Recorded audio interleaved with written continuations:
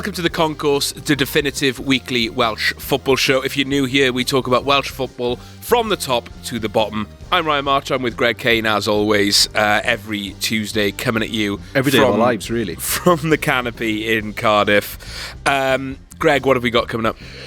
Well, first I was just want to say we got a nice, for the people who are watching, obviously not listening, we are in a nice newish space. We were in here before, but in a different part of the room. So yeah, we're now kind of like in front of the bar. We've decorated it nicely, I'd like to think, Ryan. Yeah, I've been away and I've come back and Greg's made this fantastic little scene. This tends to happen when Ryan is away for too long. Yeah. I get carried away and I will just go and get really stuck into something, and when then he Ryan's comes back away, and he's like, the Greg will play. Exactly. So yeah. Anyway, looks lovely in you, Greg. Thank you. Looks lovely. Appreciate it. So I'd like to think this is where we're going to stay now for the foreseeable. I hope so. You know, we've moved around a little bit, but this should be where we're at for the home of the Concourse, of the foreseeable, hopefully. So yeah, as usual, we're going to be kicking off with the good, the bad, and the Cymru, where we're recapping another action-packed week in Welsh football, which includes a big upset in the Welsh Cup quarter-finals, a slightly smaller upset for the Swans at Vicarage Road, and we discuss whether the wheels have come off at Penydarren Park. Oh dear. Yeah, or not. We're going to hear from, is it Louis or Lewis? I think it's Lewis, but everyone calls him Louis so much he just goes by Louis now. Okay, so we're going to hear from Louis/Lewis Moore of Dial M for Merthyr, and he's going to give us a little bit of context around what's happening there. And then social club members stick around as usual for the end of the podcast, where we will hear about Ryan's escapades in New York, including getting his hands on the 150th anniversary shirt. Looking very handsome, I must say. Stunning bit of kit, literally.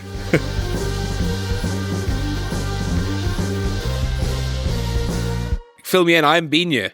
Yeah. So you're going to need to lead this. You're going to need to lead the way. Yeah, I know, which I'm not sure how I feel about it, but I feel like, you know, I've been doing my research.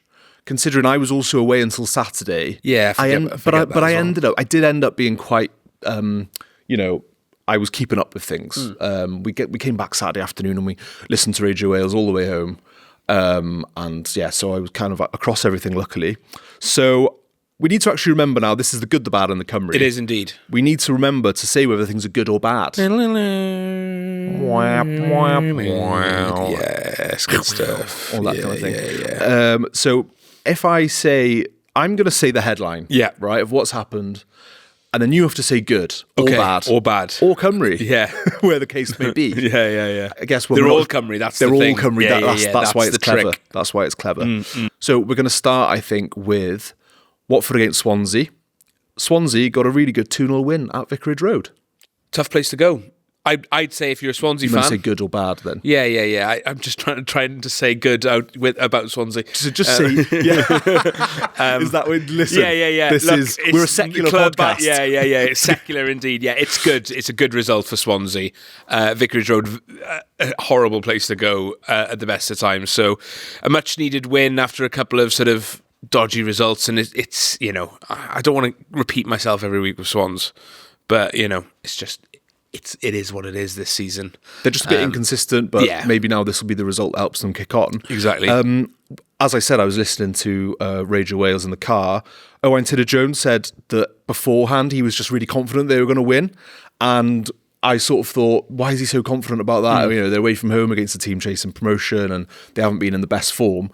And then they went and did it. So, you know, he was very happy with himself after. And that's why they pay him the big bucks. Exactly. So it was a good call. Apparently it was well deserved from Swansea. And he said they were tops off in the away end, which is nice. It's always good to see the old tops off, you know, from country to club as well.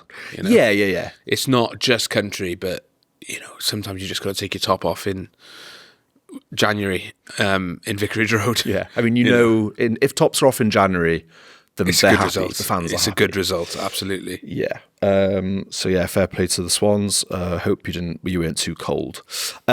Snoop Dogg said that he wants to turn Swansea into like a global brand like Wrexham, and using their sort of platform. Him, obviously, Luka Modric. Is there anyone else big involved in the? Who's invested? I mean, there's about I think they've got like a few, huge team of 40, 50 people. I'm not really sure the ins and outs of it.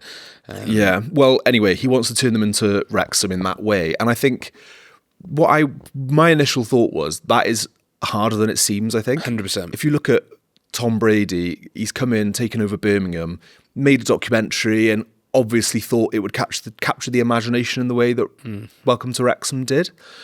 And what I would say is I don't think it's as easy as that. No. They're living proof of that. Birmingham are living proof of that. So for Swansea to replicate, I don't know, what do you think about how do they need to approach this in order to do that? And is it possible to do it again? Yeah, I mean, I think the Wrexham thing was lightning in a bottle, because where they were, National League, they were able to do the back-to-back-to-back, and potentially even going again now. Like, that's the story. And, like, they were the first to really do it in a way that, they've set the precedent that other people have come and tried to copy.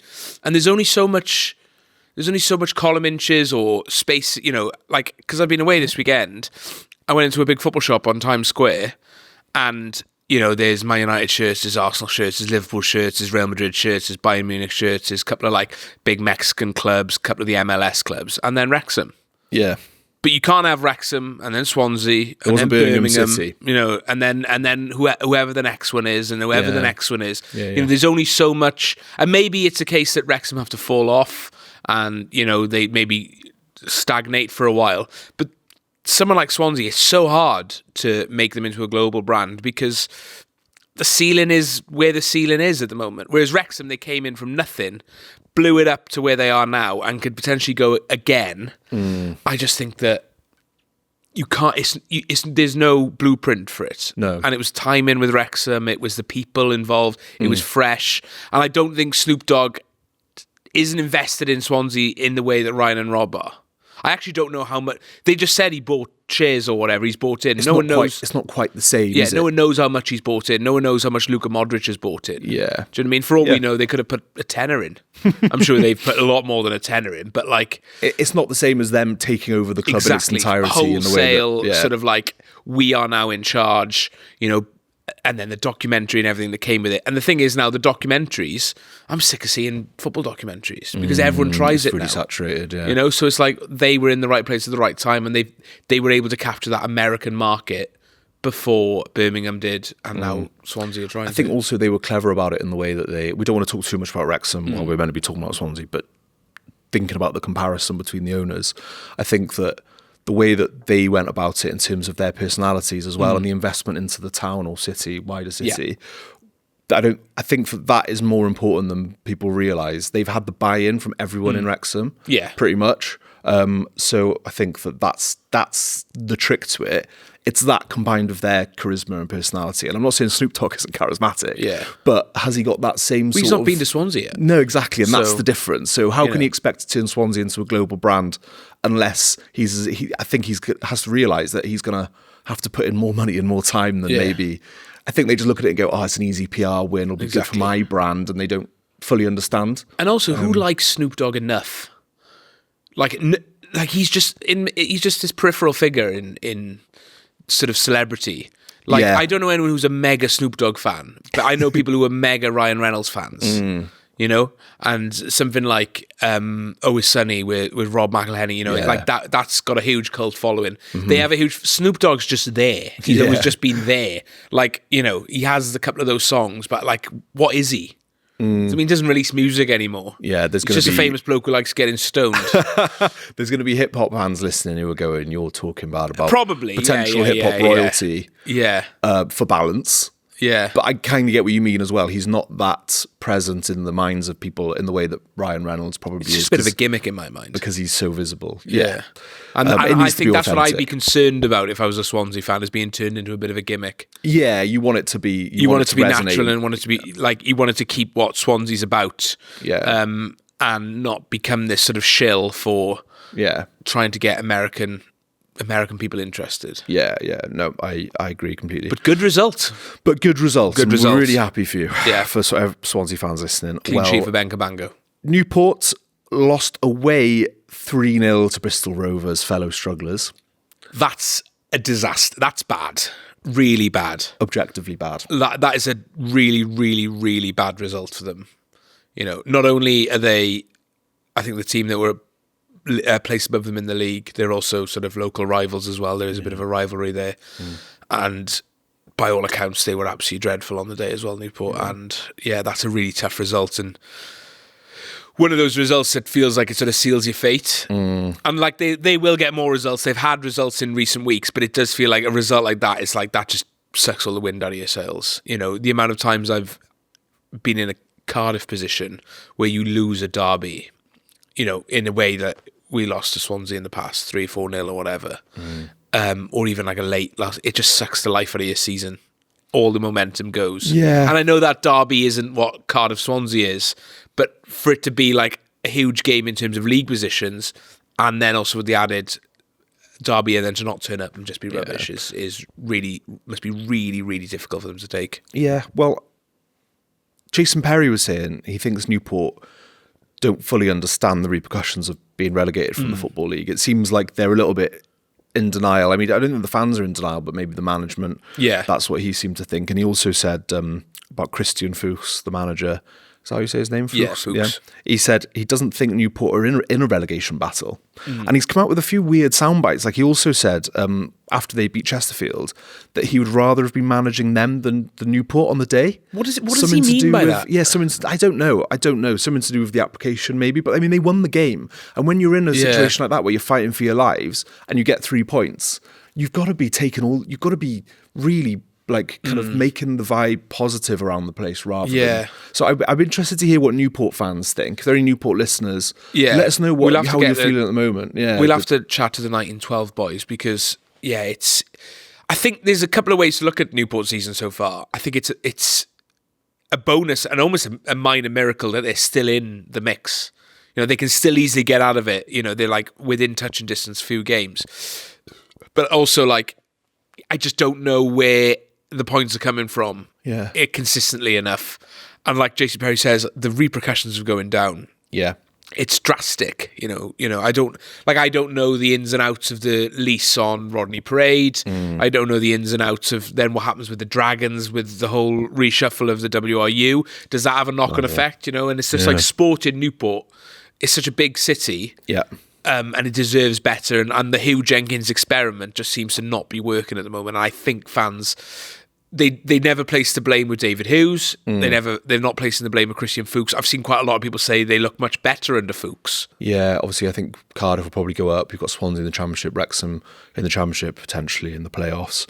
And then you've kind of got, on the other, and Merthyr are in a... Well, the two of them could be in the same league. Well, exactly. And to see Newport go down, I think would be, a massive shame for Welsh football generally. You know, considering 4, 5, 6 years ago, they were in playoff finals in League Two. Yeah, and they were punching above their weight. They were getting big results in the FA Cup as well. Yeah. So I think, it would be a massive shame. And Wrexham fans will tell you how hard it is to get out of that league. Absolutely. As well. Speaking of Wrexham, they got a good, hard-fought win away at Sheffield Wednesday, who are obviously struggling. Good. Very good. Another great win for them. They just keep winning, and that's all you can do at the moment. Like, you've just got to keep going on the streak, get the momentum, and you never know where you're going to end up. They're in a really good position at the moment. Like, if I was a Wrexham fan, I'd be over the moon. You know, considering before Christmas, people were talking about Parkinson being sacked. But the bloke is like a cockroach. Can't get him.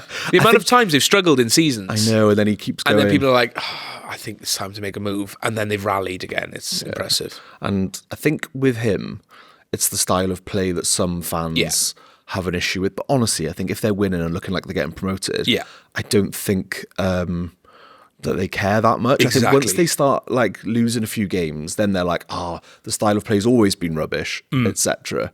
But when it comes to it, I think, you can't argue with what he's achieved for Wrexham. No, exactly. We spoke loads about Wrexham. Just quickly, Sam Smith, I think fourth goal in 3 aways. So that's great. I was going to make a Sam Smith pun, but I've lost confidence in it. I don't know any Sam Smith songs to tell you. I was going to say that this time he was the only one. Right, to score. There we go. I'll take your word for it. Zach Viner signed for them this week as well, from Bristol City. So quite a coup, I think. I think he's played quite a lot for Bristol City and is quite well thought of. 236 appearances for Bristol City. So a very experienced defender. And Connor Cody already out the door. Gone to Charlton on loan, which that one hasn't worked. Yeah, interesting. Now, obviously, like we mentioned, deadline day. Yeah, it'll be, by the time you guys are listening to this, that will have happened. Be interesting to see if Wrexham manage to bring anyone else in to help them in that promotion I've not seen many push. massive rumours, but you never know. You never know what might happen. Burton, Cardiff. So obviously Cardiff beat Barnsley 4-0 on Tuesday. Good. We were there, and it was a good performance. Yeah. Comprehensive, men against boys at times, completely really. dominated, and Barnsley just didn't really look like scoring at all throughout the game. Yeah. But weekend just gone then, they were held 2-2 away against Burton. Yeah, a funny result. It sounded like a funny game by all accounts. The second goal, I still haven't seen it, but that was atrocious. Not from Cardiff, just one of those sort of fluke goals. It was sort of a deflection, wasn't it? I think so, yeah. I saw one of my mates put in the group saying that is the worst goal anyone will ever concede. So probably a little bit of hyperbole. Yeah. I don't think it was that bad, but it wasn't great. It was just a scruffy one to concede, yeah. It's been funny for Cardiff this season because they've been so dominant for so long, and most games have been broadly a walk in the park. And then they've thrown in the odd, weird results, and 2 of them have been against Burton, losing at home, drawn away, team who are marred in a relegation battle. It's just I guess the thing with Cardiff is all about how you bounce back after an iffy result, and it's always been good. So I think next week is Plymouth away, so that'll be a tough one. I think it's Plymouth away. I'm doubting myself now. I'm just going to double check that. Sorry, you're going to have to do a load of editing, yeah? Rotherham away. Next up is Rotherham away, so a pretty good opportunity to get back on the horse, get back winning, and I think that's the sign of a team that is good and dominant, is a team that can just sort of have an off result and then bounce back almost immediately. Yeah, I think the odd result here and there. I mean, they're still top of the league, and Lincoln are doing. I don't think it is that comfortable. I think it's a few points in it, but they're in the promotion places. It's the gap comfortably. between third you want. Yeah, I think it's 8 points between third. Whether you win the league or you come second, it doesn't really matter in the grand scheme of things. No, it's about just getting back. Bolstered at left back, Callum Scanlon coming in, which is great because Joel Bagan's been the only left back all season, so he's probably well over the moon that you might have a couple of rest days. And I think Ruben Colwell's expected back next week, potentially even Salek as well. So, I wouldn't worry too much about that one result. Darlington 3, Merthyr Town 1. A bad week for Merthyr since we last spoke. Yeah, I mean, we were saying that one bad result, and but they'll hopefully bounce back, and they're still in a really good position. Since then, they've lost 4-1 at home to Telford. That was quite a bad-tempered one. They had a red card just before half-time, and I think that's how Telford then, added a few goals. I think Merthyr's, by the sounds of it, Merthyr's heads just went after that. And then they lost 3-1 to Darlington, who are, fellow promotion chasers. And they went 1-0 up as well. So I reached out to Louis Moore of Dial M for Merthyr to see what his opinion was on it. It's official. The Martyrs have lost 3 games in a row, and it's nothing that people love more than a good old Merthyr Town mini-crisis. It's provocative, it gets the people going. In reality, we're still third in the National League North and punching massively above our weight, despite the loss of Ricardo at the Robbie Savage's Forest Green Rovers. Last Tuesday's defeat to playoff chasing Telford had a combination of wind and rain with a side of temper and frustration, as the Martyrs lost 4-1 with Lee Lucas being sent off for violent conduct in the first half, which seemed a baffling decision at the time, and that was followed by Telford adding a second goal before half-time. Saturday's 554-mile round trip to playoff rivals Darlington was one of our longest of the season, and despite going 1-0 up in the first half, the Hose equalised in the 67th minute, before taking the lead late on before compounding our misery in the 95th to send us back to South Wales empty-handed. 3 losses on a bounce never sound good, but a little perspective is probably needed at this point. We've not really replaced Ricardo, and you wonder how those last 3 games would have gone if he was still up top. Did anyone else really expect us to be third in the National League in January? Still here, still living life in the north. I think he summed it up perfectly there. Yeah. You slot those 3 results in amongst the wins and you're over the moon. It's just that they've come together, bad timing. Like I said about Cardiff, it's all about how you react to this now and getting back to it. But I think that'll be the big concern, is how they push on now. And like you said, one of the key things is they haven't really replaced Ricardo Rees. You can't replace a player like that. No. It's impossible. So that will be a concern for them, where the goals are going to come from. But that being said, the goals were coming after he left initially, so they've obviously got it in them. So yeah, it'd be interesting to see what happens for them now. If they lose a couple more games in a row, then it'll start to become a full-blown crisis, maybe. Yeah. But then again, they're still way above where they expected. I mean, staying up in that league would have been their target this season. Yeah. And they're now disappointed that they're in third. Yeah. You know, and lost a few games on the bounce. You know, it like Louis said, it's all perspective. Yeah. And it's good because expectations do change within a season. Yeah. But you know, at the end of the day, when all's said and done and the season's wrapped up, you know, they'll be fine with whatever they are as long as they're in that league, I'm sure. Yep. Ricardo Reis still busy for Forest Green as well, but this isn't Ricardo Reis watch. We can't get another player being watched individually, especially not one who's playing in League 2 or wherever. National League, yeah.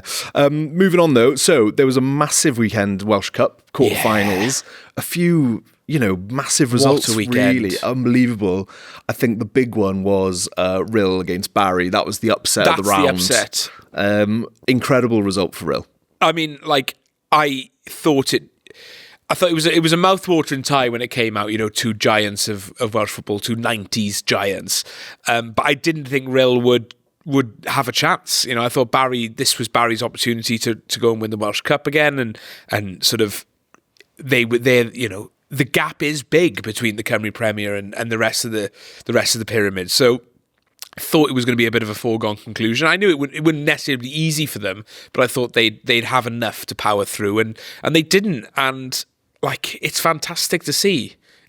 I'm over the moon. I'm gutted that I wasn't here this weekend now to have gone to one of the games, because what one would you have gone to? It probably would have been Rill Barry if I had the chance of the four, because Carnarvon Colwyn Bay happens in the league and it was great. Or Bangor Caerphilly would have been good as well. We probably would have got into it anyway, but the crowds across all four games, 3 games with over 1,000, 500 at Flint, which is a great crowd for them, over 2,000 at Bangor. I think it was 2,800 in the end, which just shows how big these clubs are. Rill and Bangor are giants of Welsh football, and people may forget it, certain people won't forget it, but they are massive, massive clubs. And it's fantastic that they've got here. And this Welsh Cup has just turned into the best Welsh Cup we've seen. I'm just getting Penamondon involved. I know. But I think it's an incredible advert for the Welsh Cup and Welsh domestic football on the whole. If you're listening and you're thinking, I'm not interested, you might be a Football League fan or whatever, fan of one of the Football League clubs, just get involved a little bit. Honestly, because I am definitely I'm the converted. We've spoken about this before. I've been pretty open about it, that I just didn't really take any interest in it at all until I was friends with Ryan, and then he sort of brainwashed me into it. I've been indoctrinated, haven't I? That's the way, that's how Chairman March works. Yeah, he gets into you. Not like that. Easy. But anyway, amazing result for Rill. Big shout out to the Rill goalie Alex Swindle. Unbelievable save at the end. Tipped it onto the post.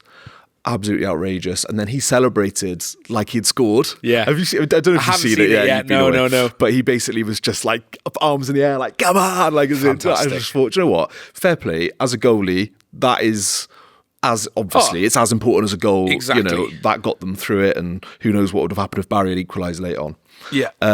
Fair play to him. The other big result then, they were all big results. They were all big results, yeah. But the Covies beating Colwyn Bay 4-1. I watched that one on Scoria. It was a good game, and I think in the first half, both sides looked like scoring. It was fairly end-to-end, It was just a really good game to watch, and a good crowd there as well. A couple of penalty shouts by all accounts. Yeah, a couple of penalty shouts. I'm not sure why the ref didn't give. I think the first one, bit of a shove in the back, could have been given, but both sides would have said, do you know what I mean? It could have gone either way. But the second one, I think for me, was a stonewaller. He goes to kind of shoot on the edge of the box or just inside the box, and he gets a stud to the back of the foot on his heel, and I think that was a weird one not to give. But obviously, Carnarvon happy in the end anyway, 1-4-1, and they were really clinical and scored some really lovely goals. Actually, they've got such a wealth of attacking talent there. I watched a bit of it. I was having some food and I was like, it's on. So I'll probably watch 20 minutes of the game. I think they scored their third while I was watching.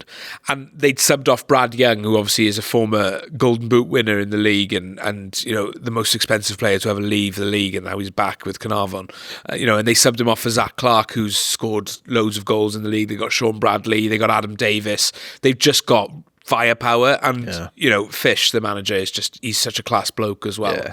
And like, obviously I look with jealousy as a Penybont fan, but also it's just like fair play to them. They're living the dream at the moment. I was thinking about this earlier, like the last few years to be a Carnarvon fan, qualifying for Europe in through the playoffs. They had a really good run in the playoffs last year, missed out at the end to a really good Haverford side. Now they're in a Welsh Cup semi-final and are the favourites to win it, I think. So, it's fantastic for them, and they deserve it, and all the work they do is paying off. And they've assembled a hell of a squad, and whoever's going to come against them in the semis won't fancy their chances. Bangor, that would be nice. What a game that would be. That'd be so tasty. That's. I don't know if I'd rather it in the final or rather it in the semi. I think it's a big shout for Bangor to get through a semi. Depends on who they get. Yeah, Bangor Rill is also a huge game. Some of the last sort of inter-club rivalry violence I've seen on Wales Away was between Bangor and Rill fans. So make of that what you will. Yeah. Make of that what you will. Oh, dear me. Sorry. Dear me, that's a banger. I hardly know her. Oh dear. Right.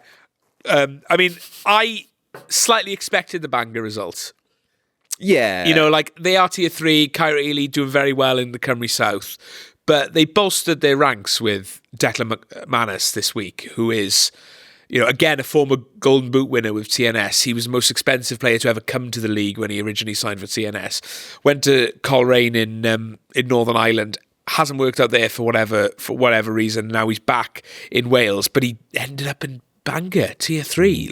It's insane. And the money he must be on is probably... They've got a bit of cash. They have got a bit of cash per accounts. They've got Dean Donahue there, who's also an ex-Football League player, was imperious for Carnarvon a few years ago.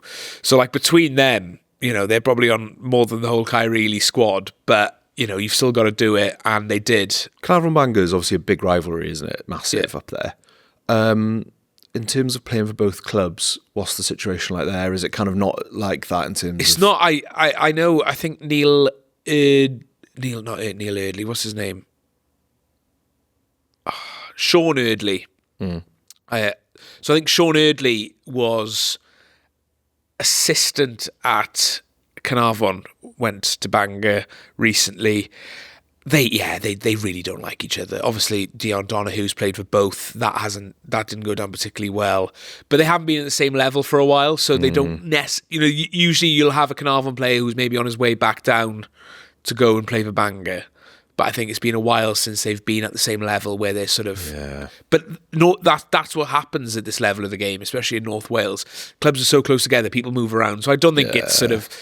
You're not getting sort of... Sol Campbelled or, There's no pig's heads being thrown on the pitch. No, not quite.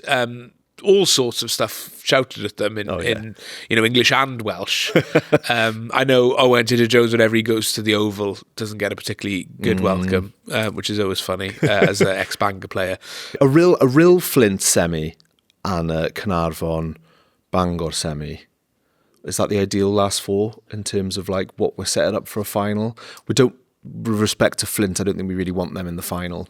For crowds, for crowd wise, they don't have the pull of the other three. So maybe, someone made the point to me the other day of what happens if Rill and Bangor are in the final, because neither of them would have applied for a European licence. So technically, obviously, winning the Welsh Cup gets you into Europe, but neither of them would have applied to play in Europe this year because they can't qualify for the league. Does the extra space go to the league? Who knows? I think that remains to be seen. But yeah, I think regardless of how it pans out, the draw, it's going to be good. Yeah. Do you know what I mean? I don't think there's a bad variation of a tie there. No. Because you could have Carnarvon Flint, which is a regular game in the Cymru Prem, but then that means this Rill Bangor. Or you could have... it sets up a Carnarvon Bangor potential final. Yeah. And Rill Flint would be a massive game because Rill are involved, and that is a huge deal. And Bangor being involved in any game is a huge deal. And then obviously you've got the added derbies and stuff. It's going to be fascinating. It's going to be fascinating. And I think, like you said earlier, if you've been umming and ahhing about the domestic leagues, get out to one of those two games, because this will be... It will set the precedent of what we want to have every week. Because, at the moment, these are one-off, or 2-3 times a season. Cowan Bay have got some cracking crowds this year, and Bangor have now replicated it and gone above, and Rill had a really good crowd. But it's about now, how we can match that, and I think you've got to get a taste for it. Yeah. And this is how you get a taste for it, because if you go to your first game and it's real banger and there's 2,000 people there and it's got that edge that you miss from football that you don't get in the professional game, you're like, I'm coming back. Yeah.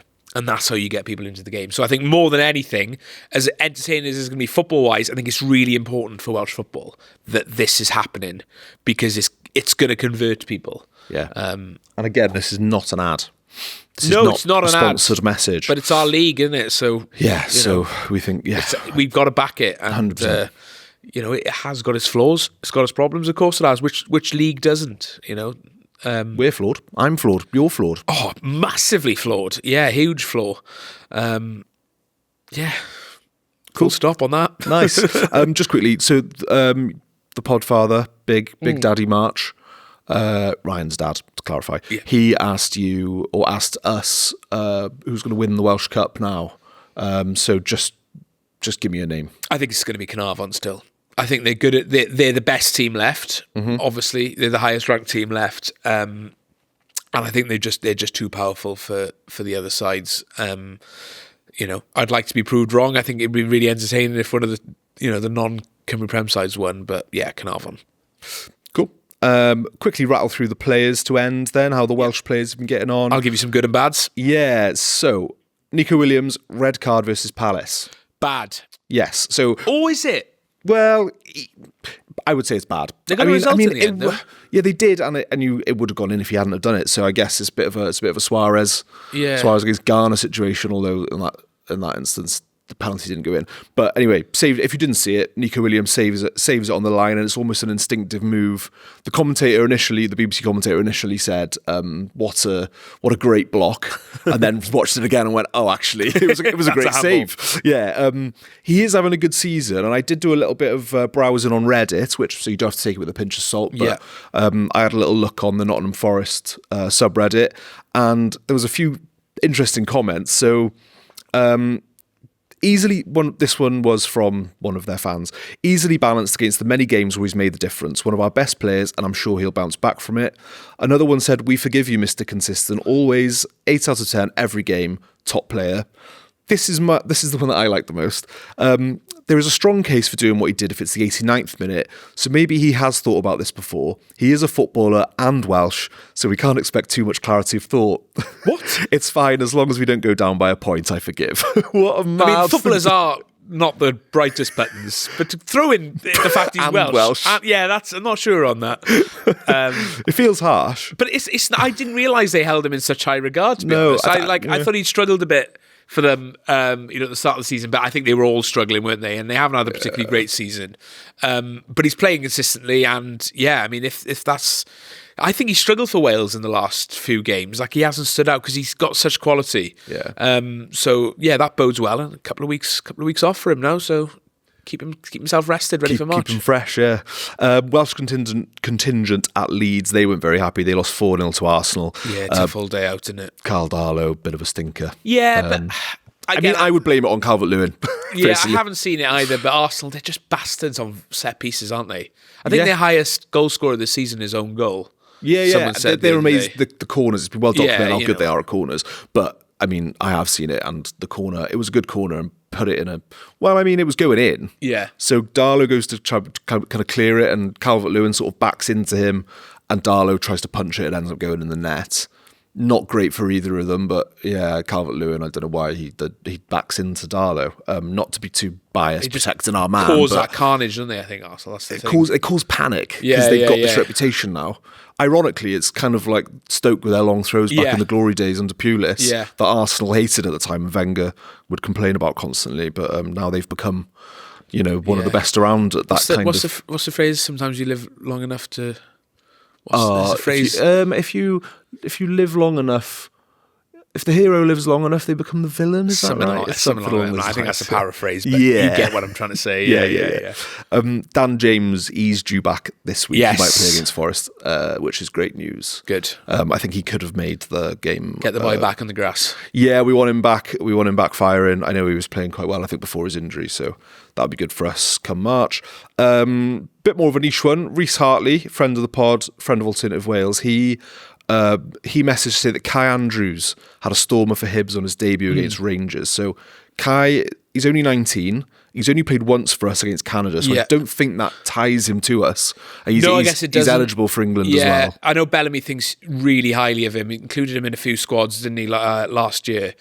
And from what I've seen of him, like great physically, centre midfielder, which we're not flush with. I think he's highly rated. I think he must be still on loan from Coventry. Yeah, I think he still belongs to Coventry. So he's he's got a good club there. That if he can get some really good experience this season playing in, Hibs side, it's a good level to sort of play your trade at and sort of learn the game. I think quite highly of him. So fingers crossed. That's the start of a nice spell at Hibs, and then you never know, Championship football next year, and then he could be a regular for us. So good to see the young players play him. Definitely, and he qualifies, if you're interested, through his maternal grandmother, who's from Abercarn, which is just outside Caerphilly, I think. So that's your rundown. That is the good, the bad, and the Cymru. So, social club. Let's talk social club very quickly. Social club. Starting to feel like a thing, which is nice. Oh, yeah. I mean, like, more and more people are joining, which is always, like, amazing. And I think the chat and stuff on the WhatsApp has been really good. Like, everyone's getting involved and, like, listening to the podcast, making suggestions, but then also just chatting about football. Like, which is exactly what we want it to be. This week and last week, just a Saturday evening, just sit down and be like, everyone just gives me all the updates. I don't have to watch anything. It's great. Oh, yeah. That's true. It keeps you in the loop. I mean, exactly. That's where we got Reese's suggestion. Reese got a suggestion, and obviously, like, Boosh was at the Colwyn Bay game and talking about that. And it's fantastic. And we've got loads lined up. We've got loads coming up, which is really, really exciting. We've got 5-a-side starting this Sunday. So if anyone listening wants to get involved, drop us a message. I can get you in the WhatsApp group that I'm going to start today or tomorrow, we'll do that bi-weekly. If you're a social club member, it's free. You don't have to be a social club member to come and have a game. It's going to be in Cardiff in Gaul. And also, I think I should say, like, if people want to sort of start up another 5-a-side, we're happy to sort of have it under the Alternative Wales banner for social club members. If you want to do it in North Wales or somewhere else as well, because we're only a 2-man job. We can't do it in North and South at the moment. We're Cardiff based, so I'm always conscious of that. Because Wales, often people in the North feel like they're left out, and I get it. But at the moment, it's just not possible to do loads in North Wales. We're going to try and do more, though. Well, it's part of what we want to do is kind of like, as we build what we're doing, then more people in North Wales will get involved, and then it'll run their own events as part of it. It can like organically grow, franchise it exactly. It doesn't have to be just us running the show it's the whole time. It's supposed to be a community. That's the whole point. Yeah. So I wanted to say as well. So I've been thinking about it, and I listen to lots of podcasts, and all of them now, or most of them, have a sort of Patreon style thing, right? And I know, like, I often think, I can't wait for them to stop talking about this so I can listen to what I want to hear. But I just want to say that, like, with what we're doing, I hate asking for money and things like that. So it's not necessarily about that for us. Yeah. What we're doing, the reason that we're doing this is because it's something we as fans want. So whereas most kind of podcasts with a Patreon, it's just you get extra content, no ads and stuff, which is something that we offer. But what comes with what we're doing is the actual community aspect of it.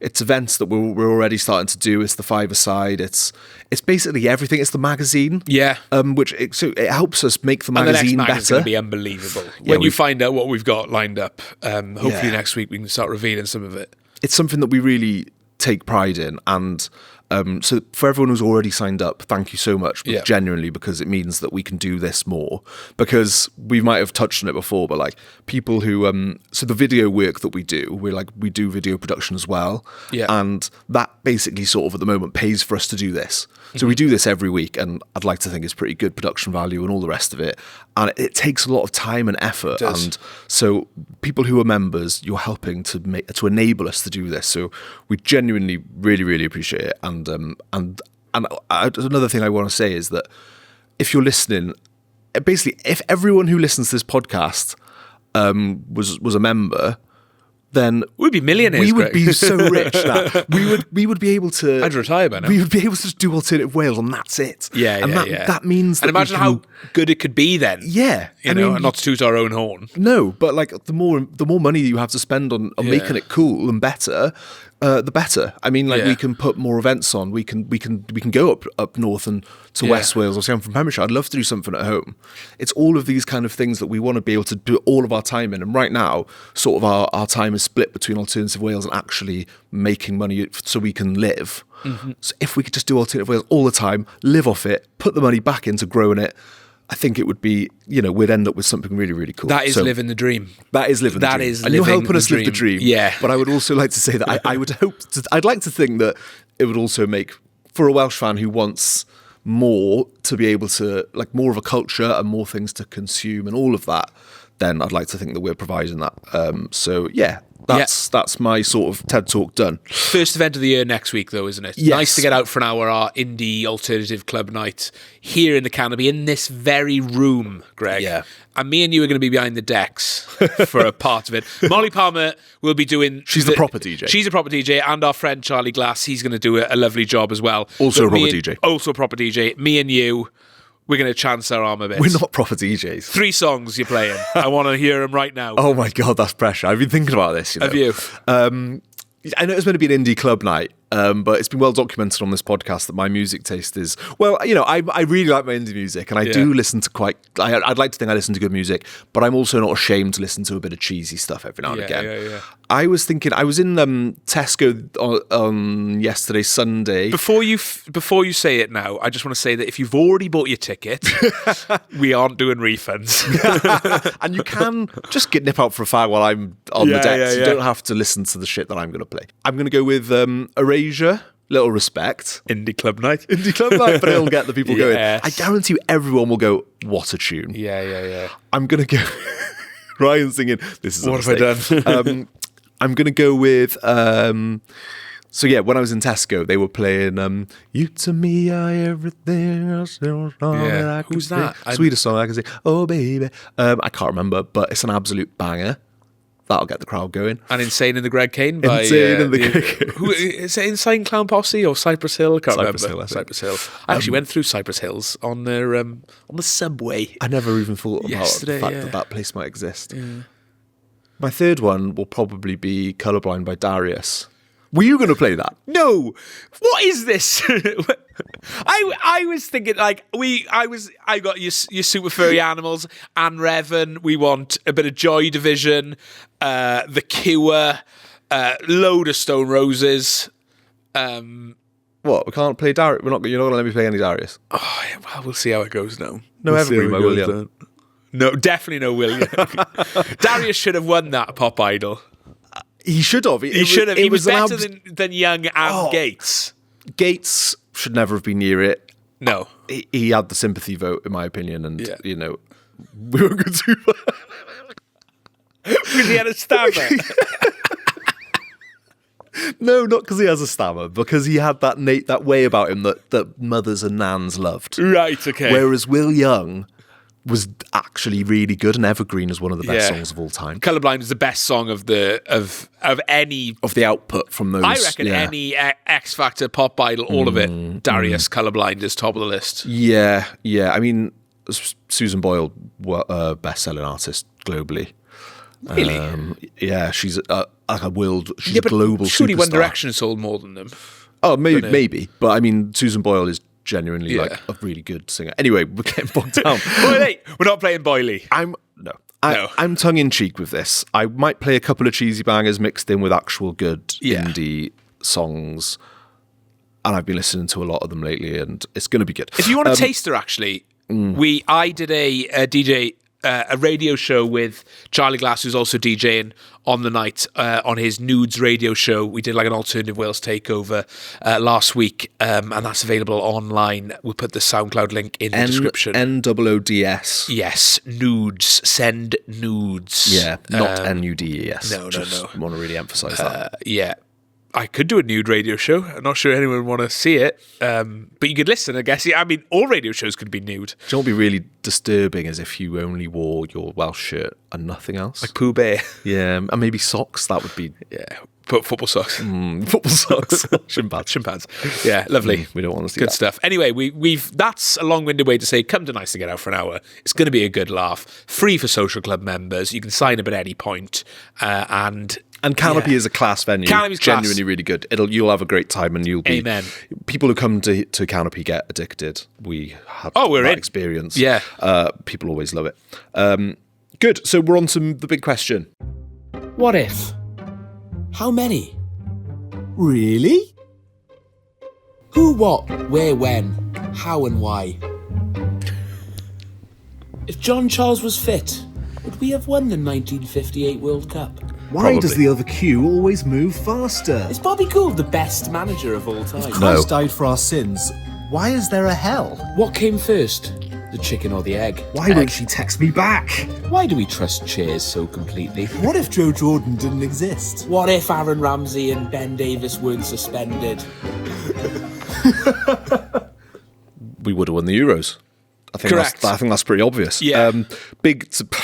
This big question might be controversial for some listeners. I'm not looking forward to this one. No, I think we're both going to be quite upset by the end.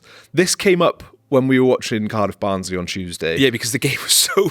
We were just chatting. Because the game was nothing. Yeah, it was just Cardiff dominating possession. And we ended up chatting about this. Because we were talking about players that are eligible for other countries. And it's always a surprise to people that Ryan Giggs was never actually eligible for England. No. He would have been under current rules. Yeah, but at the time he wasn't. Gareth Bale was eligible for England. Yes. And that led us to kind of consider the horrifying thought of, imagine if Gareth Bale had chosen to play for England instead of Wales. And we started kind of discussing the repercussions, and we thought this would be a great question on the podcast. So it kind of makes me feel really, really sick to even think about Bale wearing England top. I wasn't in this conversation while we were watching the game. This was going on to my side. I was talking to someone else about something. I can't remember, but it was either Ben or Max saying about something or other. So I'm glad I wasn't involved in it, because it would have made me sad. And I think I just want to say outright that he was never going to choose England. No, I don't think it was ever on the table, no. But what if? Yeah. And this is what the big question is about. Alternative realities. Exactly. Alternative Wales. Alternative Wales, yeah. Tom Brand. And that's not an alternative reality or an alternative Wales that I would like to see. No, God, no. But what? So, I mean, I was thinking about this earlier. Like, who is the man that missed out on caps because of Gareth Bale? You know, like Neville Southall, there was always a number two. Eddie Niedzwiecki, for example, didn't get anywhere near the amount of caps he would have got because Neville Southall had that shirt. Who is the second in command for that 11 shirt? For Wales? Yeah. Was it David Cottrell? I generally can't think of anyone who was even in the conversation of... Yeah, do you know what I mean? There wasn't anyone who came close. Yeah. Well, he played up front a lot for us as well as like yeah, because he didn't play in like in a specific position. He had like quite a free role, so there was no one like you could look at it and go, if only I did. You know, like I always think of Sean McCarthy. So Sean McCarthy is assistant manager at Penybont now. One of the last professional footballers to come out of Bridgend. And he never got a Wales cap. Despite playing in the Premier League for Oldham, Bradford, sort of in the 90s, scored at Old Trafford. Very good striker.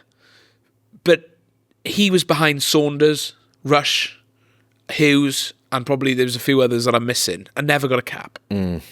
So he would have felt hard done by, because in most other eras, like if he was playing 5-6 years later, he would have probably got 10, 15, 20, even 30 caps. Yeah. But I don't think there's an obvious one with Bale, is there? Because he was that good that it didn't really matter. He wasn't keeping anyone out. No. And also I think through Bale's career, I think football evolved. And I think back in the day where it was like 4-4-2 and you had left-sided, left-footed players were on the left, and it was like if that was the scenario and Bale was the left midfield, then who would have been kept out of the team? But I think the way that formations have evolved, you know, I think basically Bale went wherever was best for the team for Bale to be. Yeah. So often it was up front, you know, under Coleman on his own sometimes. I think that, where was I going with this? Yeah, like I say, I think there was no one obvious that got kept out. And we were lucky really that we had other world-class players at that time, like Ramsey and I think Joe Allen. Maybe not world 100%. Class, but top players. Ashley Williams as well, I think, goes under the radar. How good a Premier League centre half he was. Yeah, something like you could. What I'm trying to say is you could put Bale anywhere in that Wales team. Yeah, and he would have probably been all right as well. So I guess the big question is then, Greg, as a follow-on from the big question, as another big question is: do we qualify for Euro 2016 without Gareth Bale? Yeah, I think that instinct says no, right? And the reason is, although that team was really we had a lot of good players and a really even spread of quality with a really good core, with players in their prime. So there's a very good chance that we could have. However, when you look at the results from that qualifying campaign, the Bale free kick late on against Andorra, the Bale header away in Cyprus, the Bale goal against Belgium, you look at that campaign, he scored the majority of our goals, right? And you take those goals out of the team. Obviously, it's completely hypothetical, and this whole conversation is not 100% serious.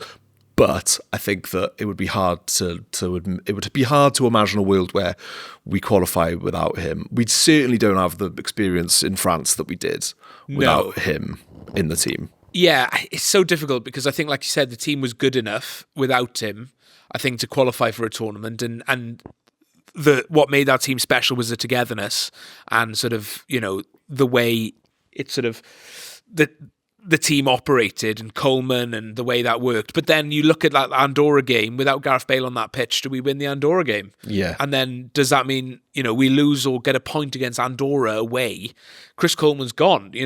People forget how near he was to getting sacked, months prior in the previelse campaign. Yeah. And that would have been not far off Gibraltar for Page levels of discontent among the fans. And then who else was there at the time? And then are they able to sort of replicate the togetherness that Page and Ocean Robertson everyone did? It's so hard to see a world where, and I don't think we were ever a one-man team under Bale. Obviously, he massively helped us and, won games for us by himself. But I don't think we ever truly, we were ever a one-man team in that way. You can have good teams have players you built around. Barcelona, that one of the greatest ever club sides of all time, built the team around Lionel Messi. No one ever says they were a one-man team. No, that's true. They had Xavi and Iniesta and doing all the hard work, and Carlos Puyol at the back, and everyone else around them. In a way, we had a Xavi and Iniesta and Joe Allen and Joe Ledley and Aaron Ramsey and Ramsey, yeah.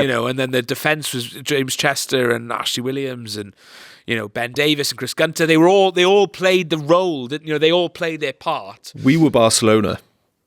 We were Barcelona, but better, and sounder. And probably without the performance enhancing drugs, but that was allegedly. But I guess the scary thing is, Greg, obviously we speak about what would have happened with Wales. He would have still existed and played for England, which is horrible to say. What would have happened for England? It literally makes me feel sick. Yeah. I think that's an exaggeration to say. I might not be here. Yeah. Fail played for England. I might have jumped in the taff long ago. But I think with the way that England, right, so Bale's career, right, from about 2006 up until about 2022, his prime was probably 2011, 2012 to 2018. In that period of his prime, England were terrible. Yeah. They didn't do... What did they do in Euro 2012? I don't even remember. Did they... They didn't. They qualified. They did qualify. They didn't qualify for Euro 2008, did they? That was the Steve McLaren umbrella incident. Yeah. Euro 2012, I think they went out to a Pirlo Panenka. Was that the Pirlo Panenka against Joe Hart?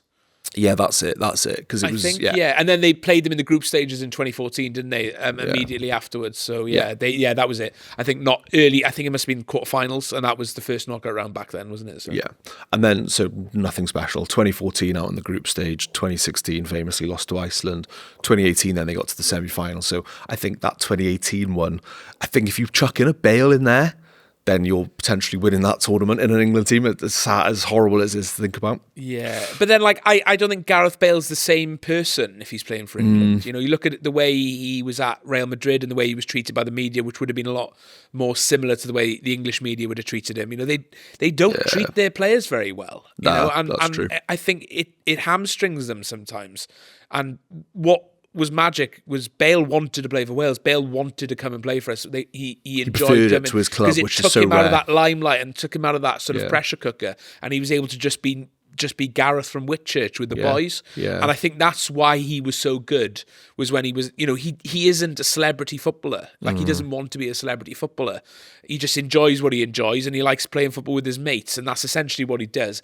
Throw him into the England team in that sort of under that magnifying glass, especially when he was young. Yeah. Imagine when he was breaking through at 17, 18. Well, you look at what players like if for England have, like Rooney and Michael Owen and stuff, they end up not burn out because they've had generational players themselves, including the two I just mentioned. But you've also got like the ridiculous amount, Gerrard, Lampard. We all know the amount of players they've produced, and they still haven't done anything. So that's a very good point. Bale might have been different, and the way you're right, the way that they treat their sort of prodigies and their kind of golden boys. Like Beckham, for example, got absolutely torn to shreds for that red card in '98. So I think it's a very good point how different it would have been. We were so blessed that Bale loved playing for Wales so much, because as well, we just weren't used to that at all. No, exactly. We'd had great players for us in the past who, a lot of them obviously loved playing for Wales, but not the way that Bale did, and not so openly passionate in the way that Bale was. Obviously, the easy comparison is with him and Giggs, and I think that I don't think Giggs ever prioritised Wales in anywhere near the same way. So to go back to the original question, what would England have done? Yeah, maybe 2018 he might have been the difference, but who knows? And I think also comparing him to they're like superstar now, Bellingham, kind of following a similar trajectory to Bale, and then he's had the move to Real Madrid and everything like that. But the difference in the way the two operate. I don't know Jude Bellingham, but there are always noises coming out of the England camp that he's not the easiest to play with. Yeah. He's not the kind of player that lifts those around him. Some people say he's a little bit aloof. There's all of that kind of stuff. And I'm aware as well there's also an element of, racism in the English press that might exaggerate these things. So I don't want to chuck Bellingham under the bus here. But you can see a lot of the way he behaves on the pitch, especially playing for Real Madrid. That kind of like entitlement a little bit, and I think that the way that Bale was completely different. You never really saw that from him. No, he was never throwing his arms about, gesticulating at his Welsh teammates about them not being as good as him. Yeah. He easily could have, because he was way better than most players in that Welsh squad. Yeah. But the fact that he's best mates with someone like Johnny Williams, who loved Johnny Williams, but he was League One lower leagues most of his career. That is just so rare and class. Yeah. Anyway, this has turned into just a Gareth Bale loving, and that's fine. Thank God for Gareth Bale, and thank God he chose Wales. Not that I think it was ever a decision, but just think of all the different things it could have been. The butterfly effect, Greg. I mean, would it have changed world events? I think Brexit wouldn't have happened if Bale played for England. Why? That's a good thing. Because I think Brexit was based in self-loathing. Well, so you think if they'd won a tournament before the Brexit vote, they wouldn't have voted. The English would not have voted for Brexit. And but the Welsh people would have voted even harder against it, because we would have just been gutted. Yeah, true. That's a good point. Not that we affect any Westminster votes. Yeah, and the thing not to get too political. This isn't Wales cast, but Wales obviously did vote for Brexit, but you could argue that was heavily influenced by the 20% of English people living in Wales. So maybe they wouldn't have voted for Brexit either. Because they were like, well, Wales has given us our best player. That won a tournament. Yeah, true. And we've won a tournament, so we're not would have full been of great. Yeah, and we're not full of bitterness over it. I probably would have just started. I was going to say following rugby then, but I think that would take a nuclear apocalypse for that to happen. I don't know. I dread to think what life would have been like, but I'm glad that it's a hypothetical and nothing more. We live in a world where Gareth Bale played for Wales, and I thank God for that every day. Last week, we obviously spoke about synthetic limbs. Yeah. Charlie Phillips and he's not here to defend himself. Conspicuous by his absence this week. Yeah. Which means that we haven't had a Jordan James minigame. Jordan has obviously probably been sending them to old Charlie visuals, and he isn't here. So we haven't got one, which is a shame. Because I enjoyed last week's game, but I think it's given me time to reflect on what was a disappointing afternoon for me. Oh, and I'm flying high. I was craving another one to just continue my good form. Yeah, it's not ideal for me that we're having a fallow week. You can what's the word? Regroup. Yeah, dust myself down. Yeah, back stronger next week. We go again. Yeah, so there's no that's our way of saying there's no Jordan James minigame this week. But yeah, synthetic limbs. I just wanted to add to that a little bit. Please. So we went to Merthyr Hereford over Christmas. We've spoken about that before on the pod. And when Merthyr scored to go 1-0 up, I would say that they were very happy. They don't like Hereford. No. The celebrations were good and genuine on the whole, I think. But we were behind the goal with a lot of youngsters. Yeah. Why did we go there? Whose decision was that? It was mine. Was it yours? It was mine, and I wanted to be in amongst it because I love getting in there. Yeah. I wanted to be in the thick of it. I didn't want to be. Do you know what I mean? I thought it was a good idea at the time. I was to learn that it was actually a bad decision because when they scored, there was a lot of limbs that I would say were slightly synthetic. I would say 25% polyester, and they basically. I had to I was obviously celebrating Murphy scored, and then I had to brace myself because I would have gone absolutely flying because I had about 30 lads behind. It's a tiny stand behind that goal. If you've ever been to Penydarren Park, it's not bigger. And then obviously you nearly went flying as well. So I flew, one arm flew out to stop Ryan from going arse over tit. Tit over arse? Arse over tit. And then the other hand, who else was there? There was somebody else. Aaron was Aaron? Yeah, and then in row in front was all Nathan and Maxen. Yeah. And who knows what would have happened to Maxen? Yeah. Who knows how different that direct That's train... another big question. That direct train from North Wales to Cardiff for the playoffs. It wouldn't have happened without Maxen. Exactly. Well done, mate. Well done, Maxen. Well done, Maxen. After threatening to sack you last week. Yeah. Fair play to you. Yeah, but I'm glad that I rescued him in that situation. I think my arm protected him too. Not to blow my own trumpet, but I'm just a good guy. And so I would say the limbs were slightly synthetic there. Merthyr fans, let me know what you think. You might disagree. Good. What have we got next? Ivor Old Church. So a goal has resurfaced. Right. And I don't think anyone has ever seen... No one I know has actually seen this goal before. Yeah. Have you seen it? No. So Ivor Old Church scored a goal in the 1958 World Cup. Yeah. And the link got sent into the WhatsApp group. Neither of us have seen it yet. We wanted to watch it. Okay. We wanted to watch it live. We're going to watch it live. So here it is. Wales versus Hungary, 1958 World Cup. I've never seen this match from this angle before. Oh, humdinger. What a goal. Humdinger. Commentator doesn't sound very excited considering it must be Hungarian. That is an outrageous volley. Yeah, fair play to the boy. What a goal. Strike and a half. It's nice to see clips like that when you when you haven't seen them before. We should sit down and find a full game from 1958 and watch it. Yeah, I would love that. I haven't seen enough of it. I haven't seen enough of that era. I've never seen John Charles play a football match. Well, no, this is the thing. Seen clips of him, most of the footage from that tournament is like pitch side. Have you noticed that? Yes, it's always really, you can't really get a sense of the game. Proper broadcast angle. That's a broadcast angle that I've never seen before from that tournament. Is it AI? No. Imagine if Where's it was. the 1958 World Cup all AI? Did it even exist? Yeah. No, that's next week's big question. What if the 1958 World Cup was AI? Is this AI? Are we real? No, that's a big question. We don't want to. You don't want to. Thank God Rodri isn't here right now. He'd lose his head. Ryan's had no sleep. It should be said, coming back from New York, so he doesn't want to think about whether life is a simulation. So we'll move swiftly on. I've been awake for I think I've passed the 24-hour mark now. So good. Yeah, I think I've done well, all things considered. You're doing all right. I feel like you're doing. I would not be doing as well as you. I would be dead on my feet. Yeah, hardest working man in Grangetown and Riverside. yeah, that's and me, baby. Crucially, and Riverside. I've heard this before, but it came back up on my Instagram recently. Yeah. So there's a club. I think they're in the Manchester area, West Didsbury and Chorlton. Do you know the one I'm on about? Yes. Yeah, I think I've seen. They have the best chance in the world. Oh, it's class. And I didn't realise, right? A guy I worked with in Manchester when I worked up there. He is a fan of these. He takes loads of really amazing photos. They've got a bit of like a random ultra scene. I don't know what tier they're in, but they're lower league. They're like, they're amateur or maybe semi-pro. But yeah, this chant is absolutely brilliant and it's a great song as well. Do you know the one I'm going to play? Is it all the small things one? No.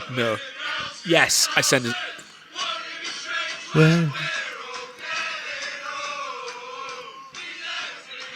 This is the best bit now. When they lift it. Do you like to come and see West Didsbury?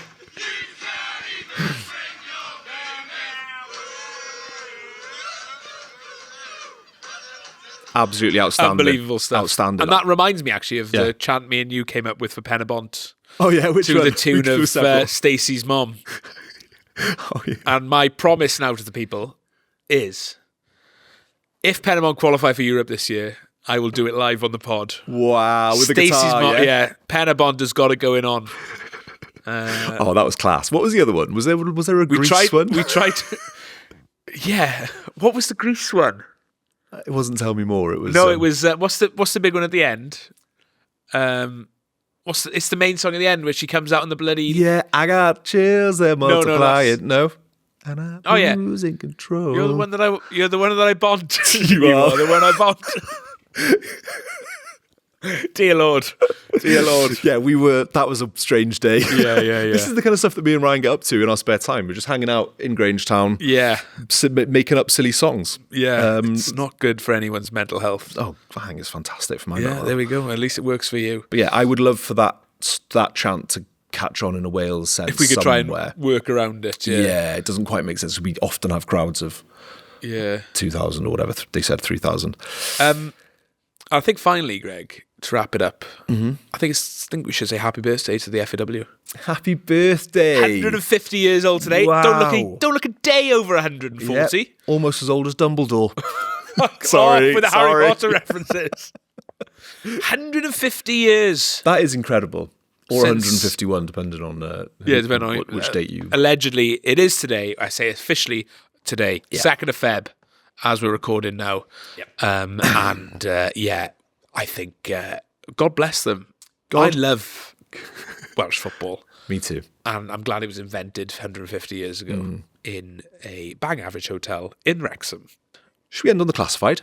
End on the classified. Am I doing it? If you want. Okay. I don't know which league we've got lined up, but Greg sorted this out. So I really enjoyed them last week, but I do think that it needs a bit more. Lean into it a bit more. You need to lean into it a bit more. Okay. I want to go quite deep. Okay. These are the classified results for the North East Wales Junior and Youth Football League Under-14 League 3.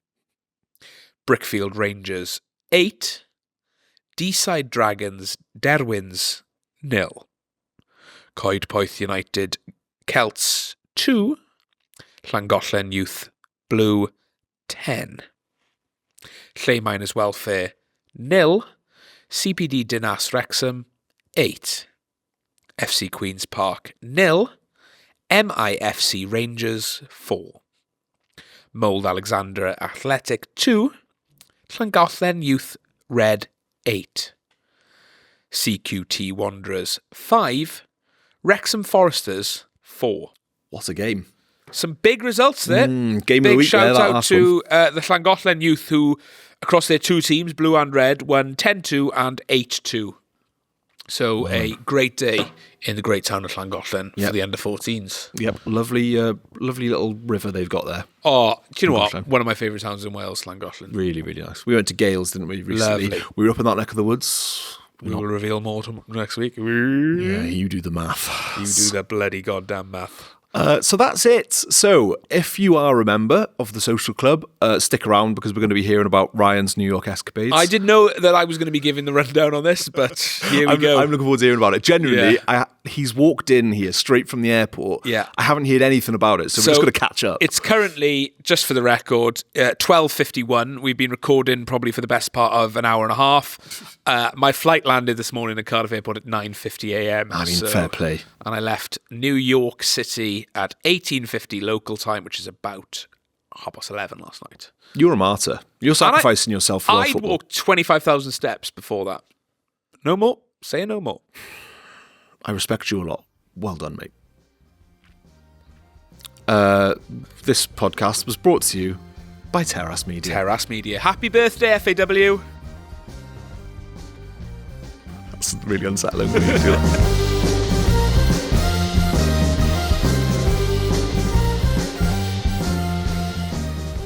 Bonus section, baby. I'll see you at the I'll see you at the concourse. I'll see you at the concourse. No, that's awful. Okay. All right. Dear me. What a Welcome horrible to the concourse. We got fun and games. Well, what a shame. What a horrible start to the bonus section. These people who paid their hard-earned money to listen to this, and you've gone and ruined it. Sorry. I thought you set a precedent of being silly. Yeah, well, you regret it. I regret it immediately. Yeah. You enabled me there. Delirious, Greg. I've been awake for too long. Yeah. I feel like at the moment you're happy. The exterior is happy, but lights on, no one's home at the moment. Underneath, you could crack. Oh, I'm close. If I played my cards right, I could probably get you to have a mental breakdown here. Oh, if I wanted to. Do you know what? I was thinking earlier, I love visuals. Old Charlie visuals. Yes. One of the great blokes. Oh, lovely human But he being. would have broken me today. Oh, yeah. Because he would have said something that got under my... Because he can get under my skin, he knows how to get under and skin. I've got a short fuse now because I've been awake for 24 hours. I've been awake since Sunday morning. Yeah. Dear me. Yeah, Charlie... He would have got me. He would have said something and I'd have either snapped or I would have just gone home. Just walked, took myself home. But my aim is I need to stay awake till 9 o'clock tonight, at least. I've got to power through. Yeah. So that's my aim. We'll see how that goes. But we got some work to do. I'm looking forward to doing a bit of work. It's genuinely been my first holiday that isn't a Wales away for some time where I haven't done any work on. So other than the reel, which obviously blew up, dare I say it. Did you break the internet? Viral. Well, I've just been sent a video of some random DH Gate dealer who's advertising the shirts and used part of the video, which is funny. Wow. You are massive. Big in China. So tell me about it then. What was the itinerary? What did you get up to? Well, I went with no plan. Mm-hmm. I just went on a whim. Such a cool laid-back guy. Just so cool. Just wanted to go to the Big Apple, baby. Chase the American dream. So, got on my flight. Lovely. Nice flight. Although she refused to give me a full can of Diet Coke, which I was fuming about on the flight. I don't know. I was like, what's that all about? Do you know who I am? I am the Diet Coke man. You're Mr. Diet Coke. I'm Mr. Diet Coke, yeah. So that wasn't a great start. But I got off. Greg, my first thought, got on the subway, off the plane, into the subway. Passport controller breeze. I did get pulled a second time though. Went through passport and he was like, "Excuse me, sir, can I have a look at your stuff?" And I was at this point, I was a bit not with it because I'd been on the flight and stuff. And he was like, "Where have you flown in from?" And I said London, which wasn't correct. It was actually Amsterdam, Cardiff. And so immediately I've lied to the bloke. Not good at the border. No, but, especially in the current day and age. Then some guy with a dog turned up, as in who would bring a dog in. And obviously that was more bigger fish. He just let me go then. So that's really lucky because if you dug into, your background. Well, as Zitzi pulled the phone off me and he would have seen that photo of you being compared to Trump, and he would have shaken my hand and let me in. Probably, he would have gone, "Welcome back, sir." Yeah, USA. Yeah, that's how I should have just been chanting the whole time. Walking through passport control, chanting USA. Anyway, got on the subway, got out of the subway, walked up Grand Street. Did you get a meatball marinara? No, that's one step at a time now, Greg. No, but I mean, you were in Subway. No, cookies. The Subway, Greg. Okay. Shocking behaviour. Sorry. Cold. That was my first thought. This is cold. How cold are we talking? -14. Oh, that's cold. With a bit of wind. So my face actually, I think I've got windburn. Yeah. My face is really dry and feels like I've had sunburn. Yeah. It was so cold. It wasn't as cold as I thought it was going to be to begin with, but as the days went on, it felt like it got in my bones and I couldn't shift it. It was the coldest weather I've ever been in. Yeah. I think I'd worked out. I've been to Tallinn and it was about -10. But yeah, in the evenings, I think it was feels like -18 job. Oh, baby. Yeah. Who was it who was saying that there's not that much difference? Me. You said it. I still stand by it. Well, I genuinely stand by it because -6 to -18... It's just cold. You said from between 0 and -20, there's not much difference. I will stand by that. No, that's complete I would bollocks. stand by that. No Without way. the wind, it's fine. The wind is what gets you. Yeah. That the wind makes it feel colder, but I've been in it's uncomfortable. -20 and it's different to 0. Fine. I'm harder than you. You're not, though. You're not, though, are you? Let's have a scrap. No, so I first night, I went straight to Cat's Delicatessen, or deli, whatever it's called, which is a famous sort of deli spot. A bit of an Instagram place. So I was trying not to go to these places, but I went previously. It must have been over 10 years since I've been there last, probably 13, 14 years. And I thought, well, I really enjoyed it then. Let's give it a whirl. It was right near my hotel. So I went banging, nice. Big feed. Then went to go see my friend Cole in Brooklyn, which was fun. He works in a German bar. Oh, cool. At Bayern Munich beer mats. And I was like, fine. Nice. Proper German bar, not like a beer keller here, kind of. Yeah, it was just, they just serve German beer, really. And they have a couple of flags up. Nice. Okay. Yeah. I think that's as easy as that, isn't it? Yeah, pretty much. And he's blonde hair, blue eyes, so he fits right in there. And then went to bed before midnight. Following day then was the big eat-a-thon. Yeah. I was going, right, I'm going to walk. So my hotel was in Chinatown, which is near the Manhattan Bridge. So quite far south on the island. So I was like, right, I'm going to start the day, I'm going to walk all the way to Central Park, which is like the whole length of Manhattan. I had an amazing bagel called Louisa from a place called Tompkins Bagel, which was lovely, really enjoyed. And then I went to Central Park. But on the way to Central Park, I was walking down Fifth Avenue. You've seen the video by now. You know, I saw the kit, this lovely little number.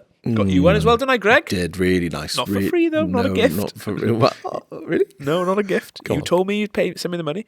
But yeah, so that was a really nice surprise. I went in because I passed it. I was like, oh, it'd be funny if they got the Wales kit in there, wouldn't it? Isn't that great? And I went in, they did. And then I missed it originally. Yeah. I went back around the shop again, and then I came back and I was like, oh my God. Because I thought it might have been another nation's kit. Yeah. And it was this one. I was like, it hadn't even been announced. It is nice as well. What are the chances? I know. They had some class stuff. Mexican range. Oh, baby. Some unbelievable. I almost bought the Mexican jacket. I would have bought the Mexican jacket if they didn't have this top. Yeah. That would have been expensive. Yeah, to do both. I think this was $110, which is about 80 quid. Yeah. So I think cheaper than JD got. Apparently they're going to be 90. So, you know.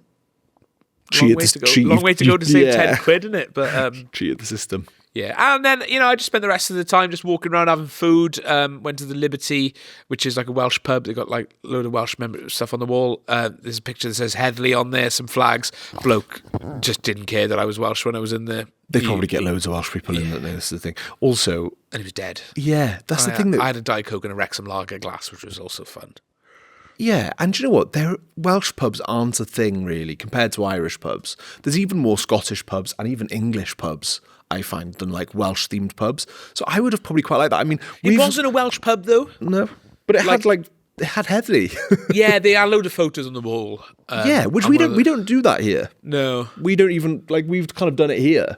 Yeah. Do you know what I mean? It's like, it's not really a thing. Clubhouses maybe, but yeah. Yeah. So that was fun. Yeah, and cool. Then just walked around, ate food, listened to a load of albums. You know what? I was in the East Village. I'm a big fan of like punk music and a lot of stuff that come from New York. And it's sort of gone the way of London now. Like, no artists. I was hoping it would be like this sort of thriving scene still of like, you know, a lot of music going on and people hanging out. But it's, you know, it's like London where people have been, you know, artists have been priced out of the city now, and it's just people who are like influencers roaming around, which is a bit of a shame. But I had a great time nonetheless, Greg. Good. I'm glad you enjoyed. And yeah, this was a bonus. Yeah. And got us about 200 followers on Instagram, which is also great. Yeah. Not that it's for the followers. Well, we've got like 400 on TikTok. Yeah, oh baby, crazy. We're big on TikTok now. We're flying. Yeah. So always, that's not. It's always good, isn't it? It is always good. Anything else you want to know about my trip, Greg? What was the best meal you had? Do you know what? Begrudgingly, going to say that Charlie recommended a pizza place. I'm not a big pizza fan normally, and I almost didn't go because I went to a pizza place the day before, and then I walked past it. I was like, I'm just going to have to try it, and it was fucking spectacular. Marinara's in the East Village. I should also say a lot of protests. I joined 2 protests by accident. One of them was outside the Public Theatre in near the Bowery, and they had like load of like theatre people, and I was just stood there for a bit, and Lin-Manuel Miranda popped out and said a bit. Yeah. They were all doing like different speeches from like various like, you know, stuff from the Constitution and stuff. So it was pretty cool. So that was a little celebrity spot. And yeah, did you go to Trump Towers? I walked past Trump Tower. You know, just the one tower. Just a little salute. Just a little salute. Little salute to the big man. Stand there and clap. And then I really paid my respects. I was going to say this morning, but it was yesterday morning because I haven't gone to bed yet, if I haven't mentioned. I'd set out to go to the bar that Dylan Thomas died in. So he died in a bar in the financial district. As I got nearby, realised it was closed because it was a Sunday and they don't open because obviously no one goes to work on a Sunday because it's near Wall Street. So that was a wasted journey. But it meant that I was near where the Twin Towers once stood. So I went and had a little look at that. And they've got like a new shopping centre across the way, which is called the World Trade Centre now. And I really needed a poo. And that's where I went for a poo. So I love a little detail there. Yeah, I just thought that was nice. Good way to play. You know, did you end up going to the pub where Dylan Thomas died? No, it was closed. Oh, so you didn't go there at all? I walked there. I saw it, but like inside, apparently they've got like a Dylan Thomas room, and they've got all like paraphernalia up on the wall, which would have been good. Instead. You went for a poo in the Trade Centre. I had a dump in the World Trade Centre. So, what a way to pay your respects, eh? What a way to pay your respects. Lovely. Well, I had a good trip. I'm glad you had a nice time. I was worried about you. Were you? Yeah. Why? Just, you know, going to America, the current climate, on your own. Yeah. I'm glad you had a nice time when you're back home and safe. I think what it made me think though is like, you know, America isn't defined by Donald Trump and stuff. Yeah. Do you know what I mean? Like, say what you want about Americans. There are a lot of annoying Americans out there. I came across a few this week.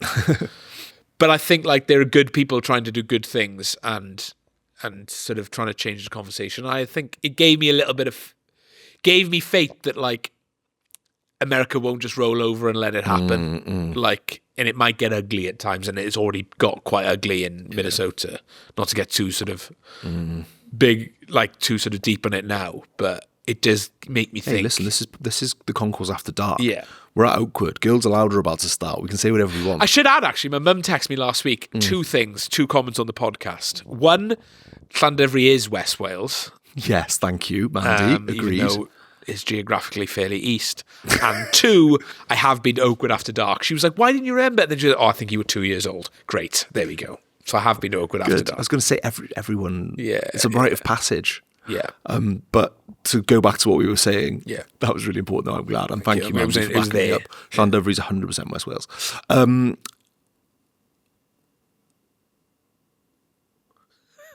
And Greg's frozen. Sometimes my brain, I slept last night and I still can't think straight. What was I going to say? Oh, going back to the ice and everything like that. Yeah. I think bloody loads of ice. Bloody loads of ice. They hated it over there. Minus 14 or whatever. They were protesting about how much bloody ice there was. such a good Get one. the ice off our streets. Yeah, you're going to have to ask the sun to warm up then, aren't you? Terrible. But fuck's sake, right? I think you're right that there are plenty of good people still in America, and like we make jokes. Donald Trump, we call him the big man and all. I hate him. There, I've said it. I think he's awful. Yeah. And if you listen to this podcast and you like him, stop listening. Leave the social club. I don't want you here. Funny man, though, isn't he? He's funny. He's funny. He's funny. On that, the Peace Award thing, that whole thing was. Yeah. If you take the emotion out of it, funny. And then him at Davos the other week being like, "We won the war." Yeah. And without us, you'd be speaking German and perhaps a little Japanese. Perhaps a little Japanese. That was unbelievable. In Switzerland, which is a German-speaking country. Yeah. That makes it even better. I sent the clip of like German, perhaps a little bit of Japanese. I sent that to my girlfriend's family because they're German. Yeah. And I said, and her dad's an amazing cook. So I said, when Gareth asks me what type of food I'd like, German, perhaps a little Japanese. Perfect. There are so many instances where you can use his quotes out of context. And quickly, I actually think the man has no principles. Like, I don't think he believes in a lot of it. I think he just does it to stay in power. Like, I think the man has no ideology. No. Like, I wouldn't even go as far to say he is a racist, because I just don't think he cares. If, like, the way he was with Mamdani when he went, like, he basically, like, I don't think, as long as people give him the attention that he wants, it doesn't matter. I don't know. Maybe that's not true. I think it's the people around him that are the problem. He climbed down big time after saying that, what he said about, like, you know, NATO troops not doing what they should, which I thought was just quite funny to see him humbled, and he, like, you know, and he's back down on Greenland and stuff. Anyway, this isn't a politics podcast, but I do think that I don't know. I think he is racist, you know, and I think I mean, how can you enact? He doesn't have to do what he's doing with ICE to stay in power. No, true. And also, he's only got one term left anyway. We hope, allegedly. Yeah. So I mean, yeah, I just think the bloke is a complete clown, and he's a clown. He would just be easily led by anyone who gives him the attention he craves. So I know, but a narcissist. Anyway, Greg, probably running out of time on the cards, and no one needs to hear us talk about Trump anymore. Looking forward to the World Cup if we qualify, eh? Yes, very much looking forward to it. Yeah. And yeah, thank you very much for listening. Sorry we went off the boil a bit there. I had a nice time in New York. Yes. I'm going to do a bit of work and then I'm going to go to bed. Yeah. I'm going to do a lot of work. Yeah, sorry, Greg. No, it's fine. This is a team. Love you all. Thanks again. And we said it already. You're legends for being members of the social club. Genuinely, we love you. Hwyl fawr. Ryan's ready for bed. Bye.